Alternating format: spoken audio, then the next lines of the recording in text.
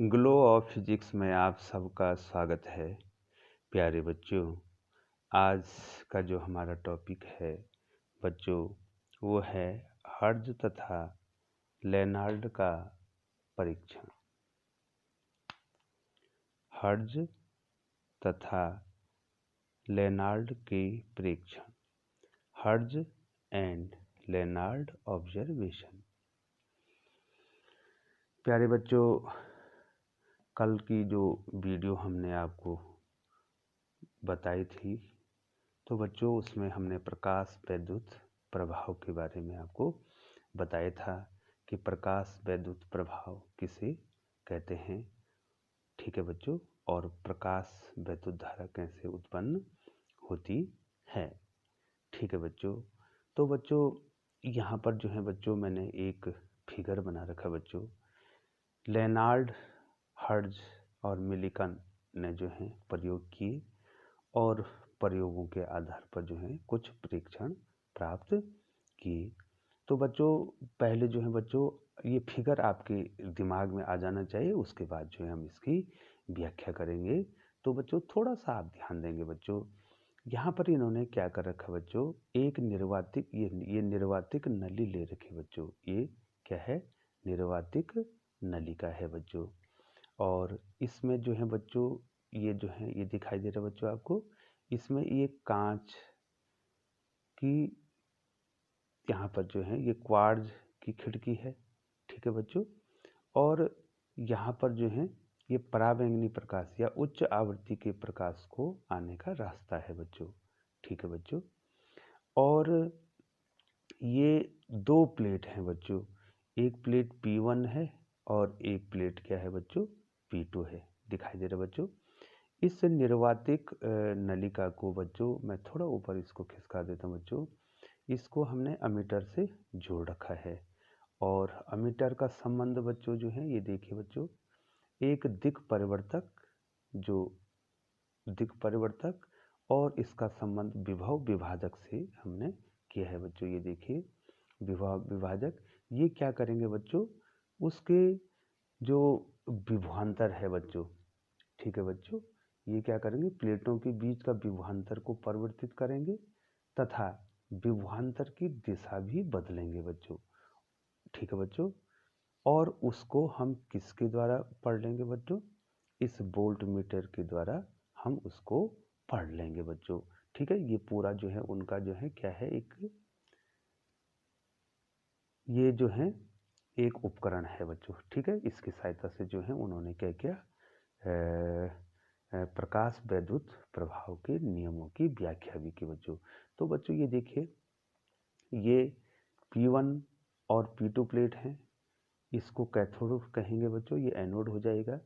ठीक है, धातु की बनी हुई है और इसके विभव को, विभवांतर को भी चेंज कर सकते हैं बच्चों। ये मैंने आपको दिक् परिवर्तक और विभव विभाजक आपको बता दिया। ठीक है बच्चों, इसकी सहायता से क्या कर रहे हैं बच्चों, हम जो दिक् परिवर्तक है और एक विभव विभाजक उसमें लगा है, ये क्या करेगा, प्लेटों के बीच के विभवांतर को परिवर्तित करेगा तथा विभवांतर भी परिवर्तित करेगा और उसका जो है जो दिशा है बच्चों, ठीक है, उसको बदल देगा बच्चों। ठीक है, इसको प्लस, इसको माइनस, इसको प्लस, या प्लस माइनस, इसको पोलरिटी भी वो क्या करेगा, चेंज करेगा।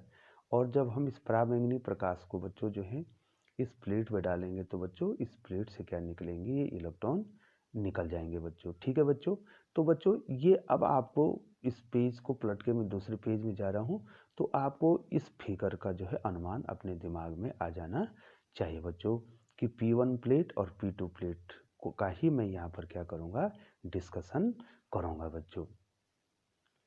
तो बच्चों इसको समझने से पहले तो बच्चों मैं एक यहाँ पर एक सिंपल सा वो बना देता हूँ इस प्रकार से, जिससे आपको ध्यान रहेगा बच्चों। ठीक है बच्चों, यहाँ पर बना देता हूँ मैं, आपको उसका ध्यान रहेगा। मैं सिंपल इसमें फिगर अब इसमें बना देता हूँ आपको समझाने के लिए बच्चों। ठीक है, एक प्लेट ये है और एक प्लेट ये है बच्चों, ये P1 है और ये क्या है बच्चों, P2 प्लेट है। ठीक है, ये देखिए हमने सिंपल सा यहाँ पर क्या बना दिया, एक फिगर बना दिया बच्चों। वो फिगर हमने आपको समझा दिया। अब जो है यहाँ पर आपको हमने क्या बताना है, एक सिंपल सा फिगर हमने आपको बताना है बच्चों। ठीक है, ये हमने सिंपल फिगर बना दिया बच्चों। ठीक है, और यहाँ पर जो है हम क्या कर रहे हैं बच्चों, ये देखिए उच्च आवृत्ति का प्रकाश इसमें डाल रहे हैं। अब हम इतने ही फिगर को आपको समझाएंगे बच्चों। वो फिगर हमने पहले वहाँ बना दिया बच्चों। ठीक है बच्चों, अब बच्चों जो है थोड़ा सा आप कॉन्सेप्ट की ओर बढ़ेंगे बच्चों। देखिए बच्चों, कोई भी धातु है, ठीक है बच्चों, कोई भी क्या है, धातु है, उसमें क्या होते हैं बच्चों, कोई भी धातु है उसमें क्या होंगे बच्चों, बहुत सारे क्या होंगे, परमाणु होंगे और उनमें क्या होंगे, इलेक्ट्रॉन होंगे। तो बच्चों कुछ इलेक्ट्रॉन क्या होते हैं, सबसे बाहरी कक्षा में होते हैं बच्चों। ठीक है बच्चों, सबसे बाहरी कक्षा में इलेक्ट्रॉन होते हैं और वो धातु में क्या हो जाते हैं, मुक्त हो जाते हैं और उनको क्या कहते हैं बच्चों, मुक्त इलेक्ट्रॉन कहते हैं बच्चों। कॉन्सेप्ट यहाँ से आपको लेना है, मुक्त इलेक्ट्रॉन। ठीक है बच्चों, परमाणु के सबसे बाहरी कक्षा में उपस्थित जो इलेक्ट्रॉन होता है वो जो है बच्चों क्या होता है, उसको अगर थोड़ा सा भी ऊर्जा मिलेगी, ठीक है बच्चों, तो वो धातु में क्या हो जाएगा, मुक्त हो जाएगा बच्चों। और जब वो धातु में मुक्त हो जाएगा बच्चों, तो वो क्या करेगा, एक धन परमाणु भी परमाणु पर धनावेश आ जाएगा बच्चों और ये इसको इस धातु की सतह से बाहर नहीं जाने देगा। ये इस पर क्या लगाएगा, इसको आकर्षित कर देगा बच्चों। ठीक है, और धातु की सतह से बाहर नहीं जाने देगा बच्चों। और इसको बाहर जाने के लिए जो है बच्चों हमें किसकी आवश्यकता होगी, ऊर्जा की आवश्यकता होगी बच्चों। ठीक है बच्चों, अब हम प्लांक का थोड़ा सा प्लांक का क्वांटम सिद्धांत आपको समझा देते हैं बच्चों। प्लांक का क्वांटम सिद्धांत क्या है, प्लांक का क्वांटम सिद्धांत जो कि आपको आगे पढ़ना है बच्चों, और यहाँ भी आपको जानना जरूरी है बच्चों, थोड़ा सा कॉन्सेप्ट आपको यहाँ जानना जरूरी है बच्चों कि प्लांक का क्वांटम सिद्धांत क्या है बच्चों। बच्चों प्लांक के अनुसार जो है बच्चों, जो प्रकाश होता है, जो प्रकाश होता है इसमें ऊर्जा के, एनर्जी के क्या होते हैं बच्चों, पैकेट होते हैं, एनर्जी के पैकेट होते हैं। ठीक है बच्चों, जिनको क्या कहते हैं, क्वांटा कहते हैं। ये एनर्जी के जो पैकेट हैं बच्चों, इनको हम क्या कहते हैं बच्चों, क्वांटा कहते हैं। और जो क्वांटा की जो एनर्जी होती है वो होती है बच्चों E=h²। ठीक है बच्चों, E=h²। जो है क्वांटा की क्या होती है, एनर्जी होती है।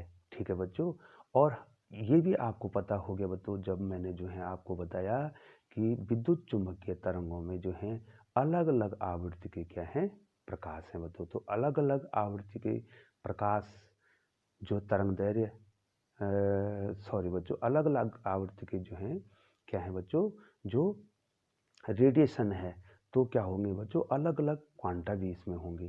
ठीक है बच्चों, अलग अलग क्वांटा होंगे यहाँ पे। ये बच्चों H तो कांस्टेंट है, H क्या है बच्चों, प्लांक प्लांक नियतांक है। ठीक है बच्चों, H क्या है बच्चों, प्लांक नियतांक है जो कि कांस्टेंट है। इसकी वैल्यू हम आपको बाद में बता देंगे बच्चों।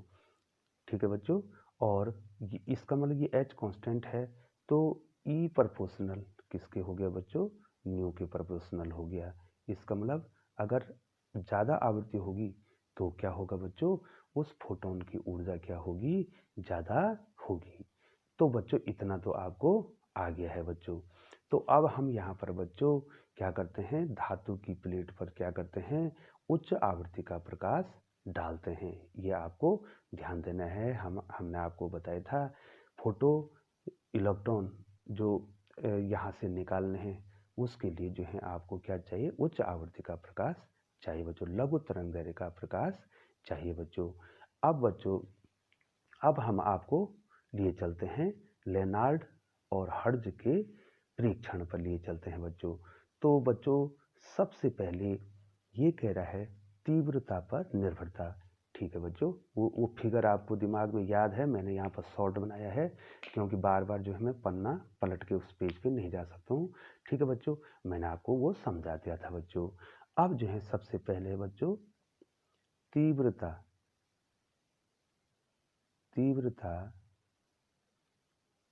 पर निर्भरता। ठीक है बच्चों, उसकी इंटेंसिटी तीव्रता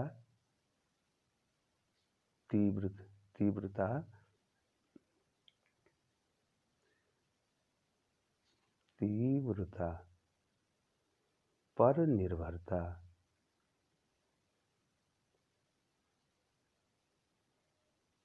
प्रकाश की तीव्रता पर निर्भरता। ठीक है बच्चों, डिपेंडेंसी DEPENDENcy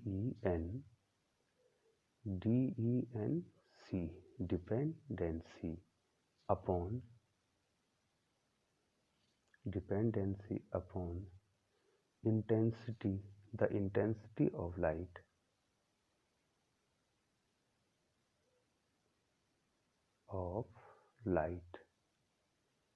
ठीक है बच्चों, dependency upon the intensity of light. प्रकाश की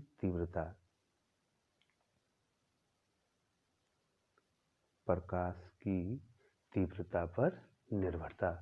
तो बच्चों सबसे पहले हम आपको ये डिस्कशन करते हैं कि प्रकाश की तीव्रता पर किस प्रकार से निर्भर कर रहा है।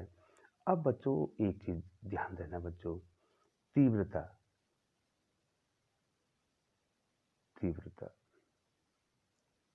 Intensity I.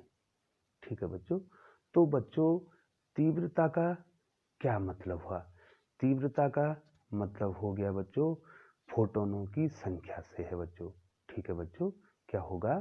तीव्रता का संबंध किससे होगा? फोटोनों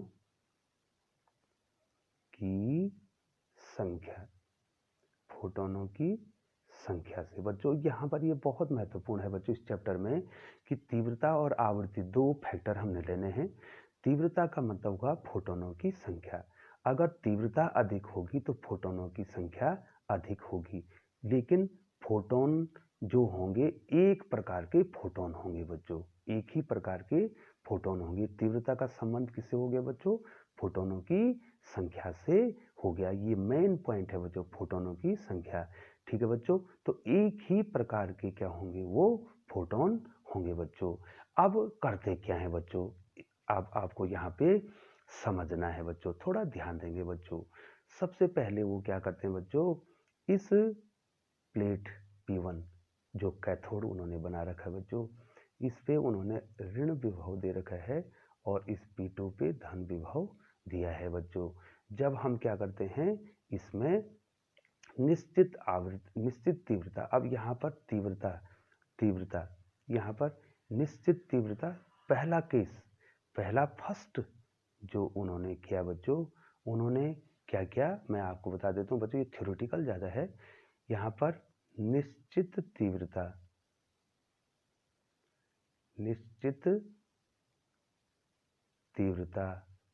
व आवृत्ति, निश्चित तीव्रता व आवृत्ति का प्रकाश लिया है बच्चों उन्होंने। ठीक है बच्चों, मान लीजिए जो है उनकी तीव्रता आई है और उसकी क्या है, आवृत्ति क्या है, न्यू है। तो बच्चों निश्चित आवृत्ति का और निश्चित तीव्रता का प्रकाश जो है उन्होंने इस कैथोड पे डाला। तो इस कैथोड पर जैसे ही उन्होंने डाला बच्चों, तो क्या हो गया, यहाँ से जो है इलेक्ट्रॉन निकलने लगे, और इलेक्ट्रॉन निकलेंगे तो क्या होगा, वो P2 पर पहुंच जाएंगे और ये परिपथ, मैंने कंप्लीट नहीं किया, परिपथ क्या हो जाएगा बच्चों, पूर्ण हो जाएगा, और इस परिपथ में जो है धारा बहने लग जाएगी, जिसको प्रकाश वैद्युत धारा आप कहते हैं। ठीक है बच्चों, अब बच्चों उन्होंने क्या किया, इस P2 के जो धन विभव है, इस P2 का जो है धन विभव जो है को उन्होंने बढ़ा दिया, इस P2 के धन विभव को उन्होंने क्या कर दिया बच्चों, बढ़ा दिया। तो जैसे ही बच्चों उन्होंने इस P2 के धन विभव को बढ़ाया तो धारा का मान क्या होने लग गया बच्चों, बढ़ने लग गया। क्योंकि P2 के धन विभव को बढ़ाने से क्या हो गया बच्चों, यहाँ के इलेक्ट्रॉन जो हैं, जितने भी इलेक्ट्रॉन हैं, सारे इलेक्ट्रॉन कहाँ पहुँच गए हैं, इस P2 पे पहुँच गए हैं बच्चों। ठीक है बच्चों, तो उस अधिकतम धारा को उन्होंने कहा संतृप्त धारा। ठीक है बच्चों, तो पहले जो है बच्चों आपको क्या मिल गया है कि यहाँ पर जो है एक अधिकतम धारा मिल गई बच्चों आपको। मतलब अगर P2 के विभव को बढ़ा रहे हैं, ठीक है बच्चों, यहाँ पर हम क्या कर रहे हैं, P2 के विभव को बढ़ा रहे हैं। तो क्या ये धनात्मक विभव को बढ़ा रहे हैं, तो धारा क्या हो रही है बच्चों, यदि हम P1 पर गिरने वाले प्रकाश की तीव्रता I को I रखी है बच्चों आपने, ठीक है बच्चों। अब हमने क्या किया है बच्चों, इस P2 के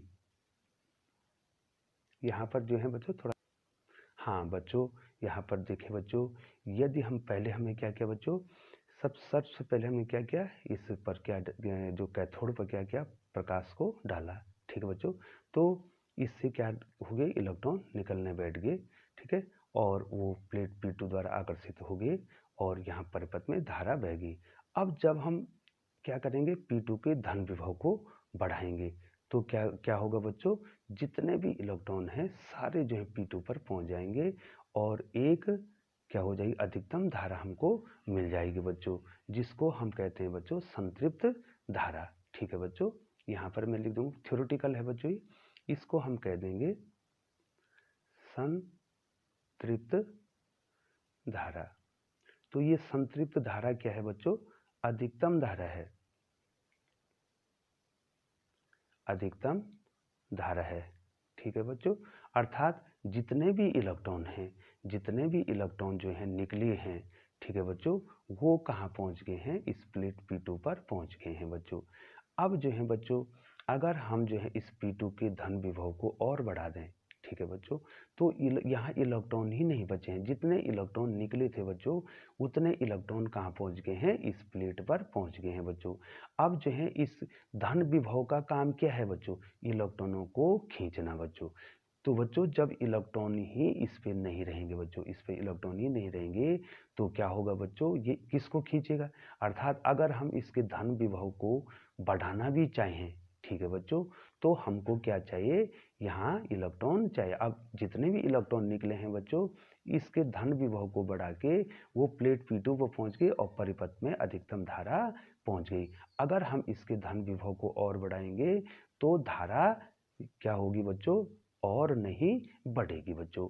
अब जब धारा और नहीं बढ़ेगी तो अब हम क्या करेंगे बच्चों, हम अब अगले पॉइंट पे आ रहे हैं बच्चों। थोड़ा सा आपको ध्यान देना पड़ेगा बच्चों। पहला पॉइंट क्या है, निश्चित तीव्रता व आवृत्ति का प्रकाश हमने इस पे डाला तो क्या हो गया, हमको क्या हो गया, हमने P2 के धन विभव को बढ़ाया तो हमको अधिकतम धारा मिल गई। और अगर हम P2 के धन विभव को बढ़ा रहे हैं तो जितने भी इलेक्ट्रॉन निकले हैं, हमारे पास एक निश्चित तीव्रता है। ठीक है बच्चों, मतलब हमारे पास सीमित फोटोन है और उन जितने फोटोन हमने उस पर डाले उन्होंने उतने इलेक्ट्रॉनों को निकाल दिया और वो इलेक्ट्रॉन P2 पर पहुंच गए। अब हम P2 के धन विभव को चाहे कितना भी बढ़ा दें तो इलेक्ट्रॉन तो फिक्स हैं बच्चों, उतने ही इलेक्ट्रॉन निकले हैं, तो धारा नहीं बढ़ेगी, इस धारा को अधिकतम होगी और धारा नहीं बढ़ेगी बच्चों। अब दूसरा पॉइंट क्या है, दूसरा पॉइंट है बच्चों, ध्यान देंगे बच्चों, अब जो है हम तीव्रता को, पहले तीव्रता आई थी, अब तीव्रता को, अब तीव्रता I की जगह पे हम कर देते हैं 2I। ये देखो तीव्रता को हमने बढ़ा दिया लेकिन आवृत्ति नहीं बढ़ाई बच्चों, आवृत्ति फिक्स कर देते हैं, लेकिन आवृत्ति को न्यू ही रखते हैं बच्चों। अब यहाँ पर देखिए बच्चों, हमने जब तीव्रता को दुगनी कर दी तो फोटोन क्या होगी बच्चों, दुगनी होगी। ठीक है बच्चों, अब मैं यहाँ पर ऐसे समझाता हूँ बच्चों आपको। देखिए मान लीजिए पहले आई थी तीव्रता, अब कितनी होगी बच्चों, 2I होगी बच्चों। मान लीजिए पहले 5 फोटोन थे, ये देखिए बच्चों, पहले कितने फोटोन थे, मान लीजिए बच्चों 1 फोटोन, 2 3 4 5 6 7 8, ये देखिए कितने फोटोन थे।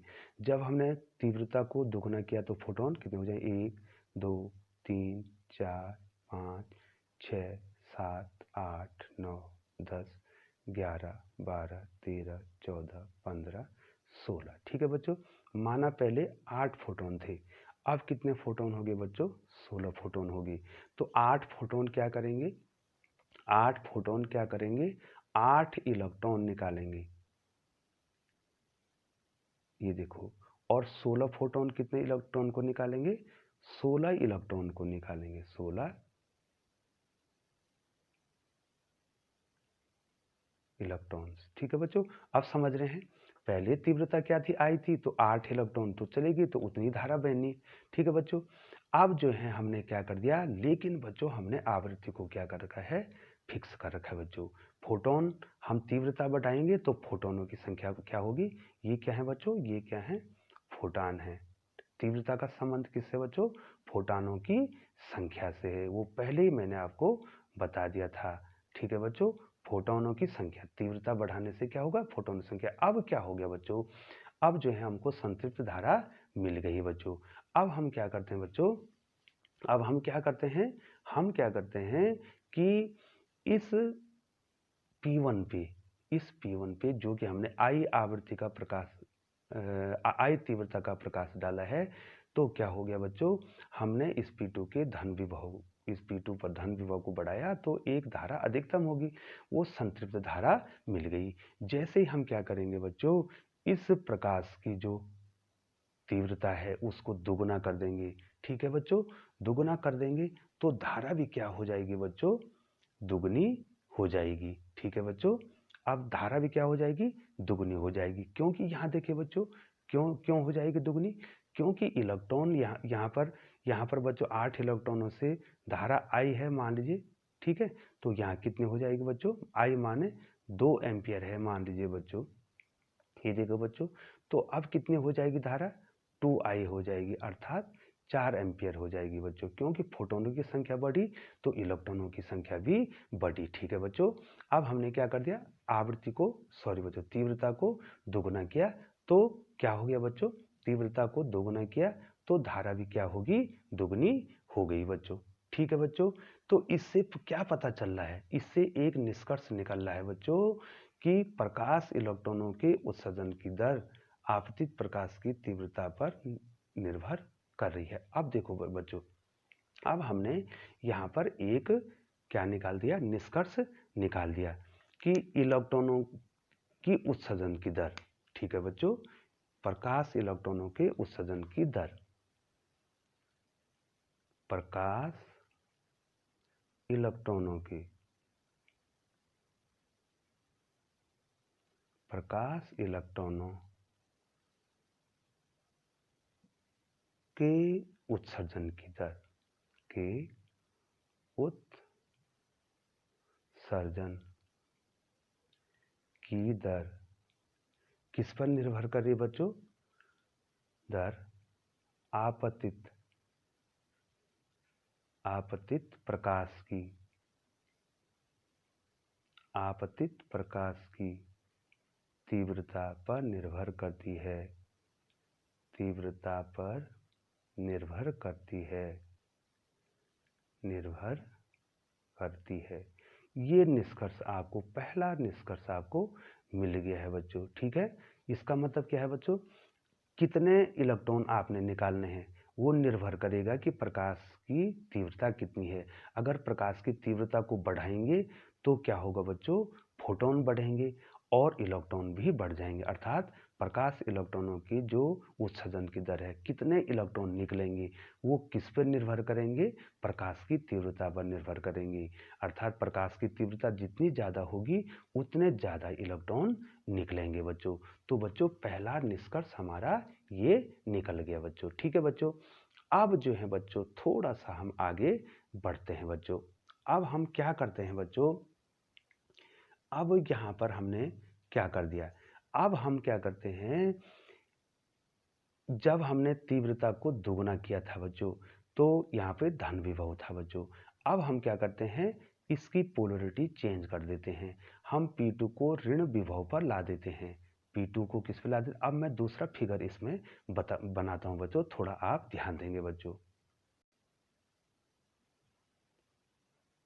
अब देखिए बच्चों, हमने क्या कर दिया, हमने अब फिर ये देखिए बच्चों, ये फिर वही बना रहे हैं बच्चों। इस प्रकार से देखिए, हाँ ये P1 है और ये P2 है। ये P1 प्लेट है और ये क्या है बच्चों, P2 प्लेट है बच्चों।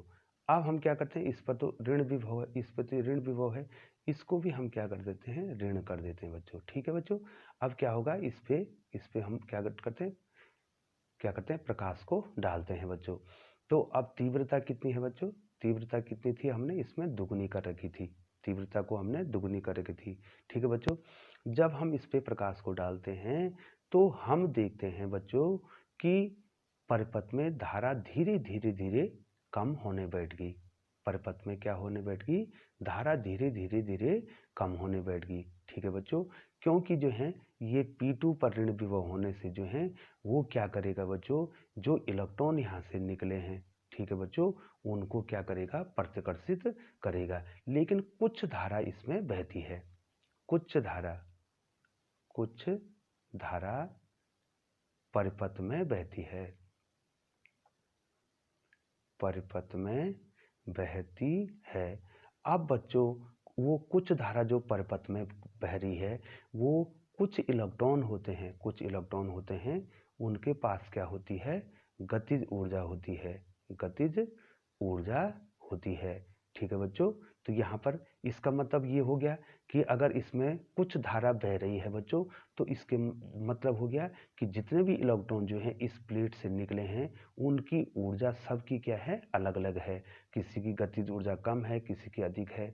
तो जिसकी गतिज ऊर्जा ज़्यादा है तो वो क्या करेगा, इस प्लेट के ऋण विभव होने के बावजूद भी कहाँ चला जाएगा, प्लेट पर चला जाएगा और धारा बहेगी। लेकिन अगर हम इस ऋण विभव को और बढ़ा दें तो धारा क्या हो जाती है, शून्य हो जाती है बच्चों। ठीक है। तो इस ऋण विभव को कहते हैं निरोधी विभव। इसको क्या कहते हैं, निरोधी विभव। अब आ गया निरोधी विभव, निरोधी विभव। ठीक है बच्चों, निरोधी विभव। अब आपके पास क्या गया, निरोधी स्टॉपिंग पोटेंशियल।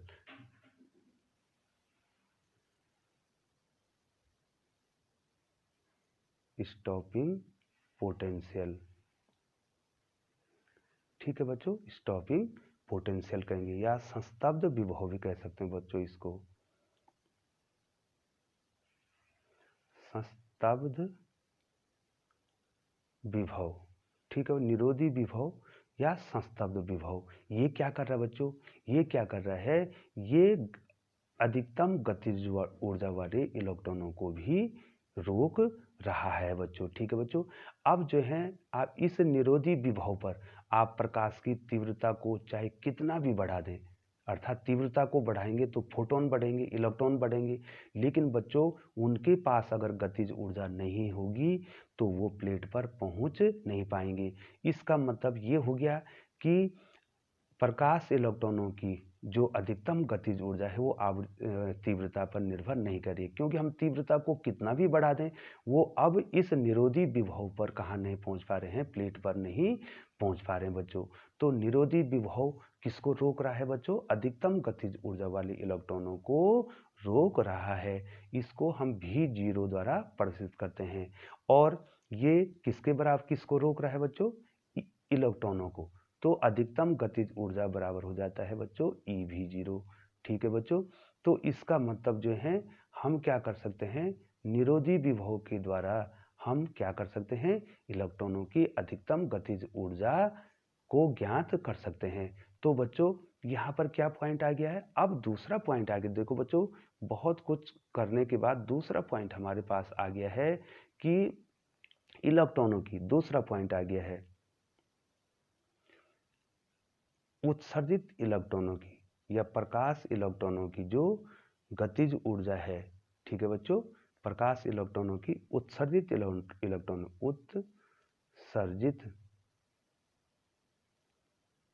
उत्सर्जित प्रकाश इलेक्ट्रॉनों की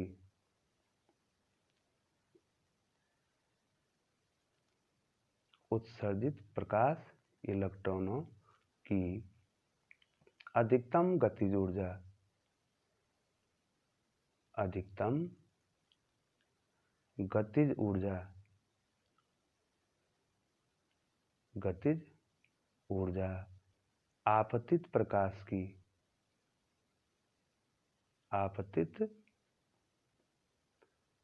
प्रकाश की तीव्रता पर निर्भर नहीं करती है, नहीं करती है। ठीक है बच्चों, समझ गए। देखो बच्चों, आप जो है इंटेंसिटी कितने भी बढ़ा दें, ठीक है बच्चों, तो क्या होगा, फोटोनों की संख्या बढ़ेगी, फोटोनों की संख्या बढ़ेगी, लेकिन क्या होगा बच्चों, वो एक ही क्या होंगे, जब फोटोनों की संख्या बढ़ेगी लेकिन वो क्या करेंगे, उसकी गतिज ऊर्जा को नहीं बढ़ा पाएंगे। ठीक है बच्चों, तो उत्सर्जित प्रकाश इलेक्ट्रॉनों की अधिकतम गतिज ऊर्जा प्रकाश की तीव्रता पर निर्भर नहीं करती है बच्चों। अब आवृत्ति पर निर्भरता है बच्चों। अब हम क्या करेंगे, तो उसकी आपतित प्रकाश की आवृत्ति बढ़ा देंगे। ठीक है बच्चों, आवृत्ति पर निर्भरता,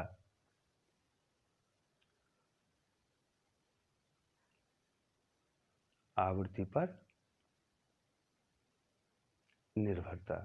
ठीक है बच्चों, ये देखें बच्चों, अब देखिए, अब हम करेंगे क्या, अब हम करेंगे क्या, हम तीव्रता, प्रकाश की जो तीव्रता है, तीव्रता उसको फिक्स कर देंगे। ठीक है, यहाँ पर आवृत्ति क्या है, आवृत्ति तीव्रता आई होगी, और आवृत्ति जो पहले की आवृत्ति थी उसकी आवृत्ति की दुगुनी आवृत्ति का क्या करेंगे, इसमें हम क्या करेंगे, फोटोन लाएंगे बच्चों। अब क्या होगा बच्चों, यहाँ देखिए, जैसे जो है बच्चों, हमने तीव्रता को कितना भी कर दिया और हमने इस पर ऋण विभव दे दिया, ठीक है, अधिकतम ऋण विभव दे दिया, और उसने जो क्या कर दी जो है बच्चों, यहाँ पर जो है धारा शून्य होगी। अब हम क्या करेंगे, देखो बच्चों, आवृत्ति यहाँ पर तीव्रता तो हम फिक्स कर देंगे, अब हम आवृत्ति को क्या कर देंगे, दोगुना कर देंगे, तो फिर से इसमें धारा बहने लग जाएगी बच्चों। ठीक है बच्चों, तो आवृत्ति से क्या होगा, प्रकाश की आवृत्ति बढ़ाने से क्या होगी, उनकी गतिज ऊर्जा क्या होगी, अधिकतम गतिज ऊर्जा वाले इलेक्ट्रॉन हमको मिलने लगे और वो प्लेट पर चले जाएंगे। ठीक है बच्चों, और फिर जो है बच्चों, अब इसके बाद क्या करेंगे बच्चों, हम अगर हम जो है प्रकाश की आवृत्ति को ऊंचा कर दिया है बच्चों आपने, ठीक है, तो गतिज ऊर्जा भी अधिक होगी। ठीक है बच्चों, अब आपको उनको रोकने के लिए जो क्या चाहिए बच्चों, और निरोधी विभव चाहिए। ठीक है बच्चों, ठीक है बच्चों, आपने यहाँ पर आवृत्ति बढ़ाई, तो आवृत्ति बढ़ाई तो हमारे पास जो पहले का निरोधी विभव था, उसने वो जो है क्या नहीं कर पाया, इलेक्ट्रॉनों को रोक नहीं पाया। ठीक है बच्चों, अब हमने क्या कर दिया, निरोधी विभव को और बढ़ा दिया। ठीक है बच्चों, तो उसने जो है क्या कर दिया, इन इलेक्ट्रॉनों को रोक दिया। तो इसका मतलब है कि प्रकाश इलेक्ट्रॉनों की अधिकतम गतिज ऊर्जा किस पर निर्भर कर रही है बच्चों, आवृत्ति पर निर्भर कर रही है। तो यहाँ पर हमारे पास एक पॉइंट आ गया बच्चों, बहुत महत्वपूर्ण पॉइंट आ गया हमारा, प्रकाश इलेक्ट्रॉनों की, प्रकाश इलेक्ट्रॉनों की, प्रकाश इलेक्ट्रॉनों की, प्रकाश इलेक्ट्रॉनों की अधिकतम गतिज ऊर्जा, अधिकतम गतिज ऊर्जा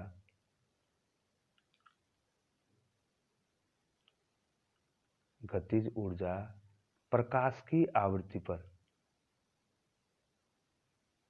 प्रकाश की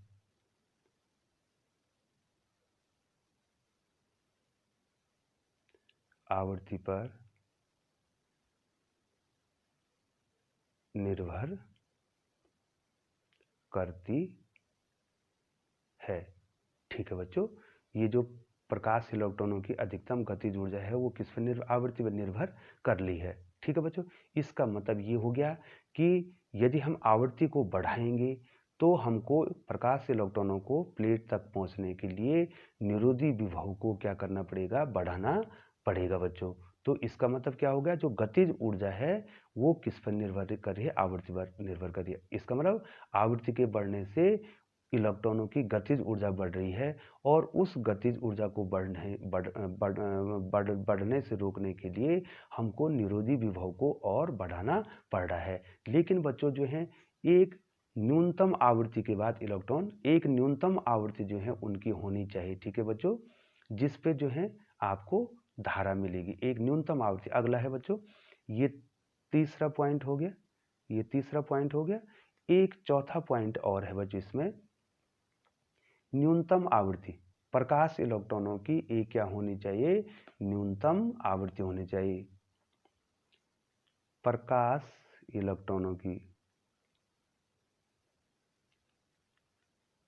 सॉरी बच्चों, प्रकाश की न्यूनतम आवृत्ति, न्यूनतम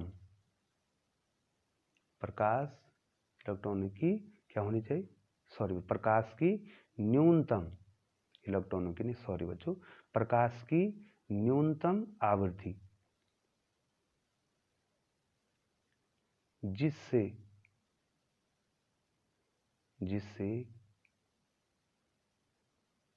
ये देखिए बच्चों, प्रकाश की न्यूनतम आवृत्ति जिससे धातु की सतह से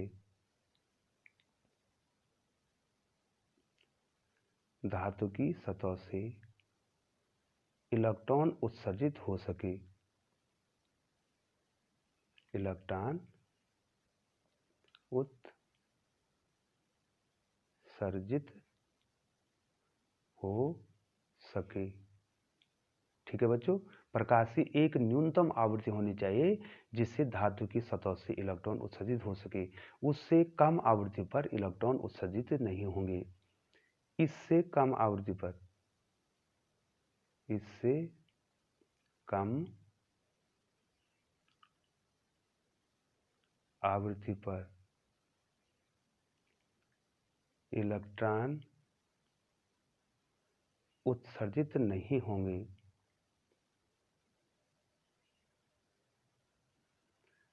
उत्सर्जित नहीं होंगे, ठीक है बच्चों। इस आवृत्ति को कहते हैं देहली आवृत्ति।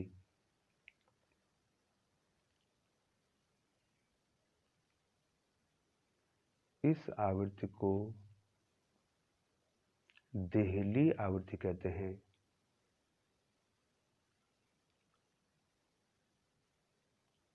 ठीक है बच्चों, ये देखिए बच्चों, ये जो है चार उन्होंने क्या निकाले, उससे निष्कर्ष निकाले। तो बच्चों जो है अगली वीडियो में जो है मैं आपको जो है सेपरेट से जो है देहली आवृत्ति, देहली तरंगदैर्घ्य और कार्यफलन और प्रकाश वैद्युत प्रभाव के नियमों की व्याख्या करूंगा। बच्चों बहुत बहुत धन्यवाद।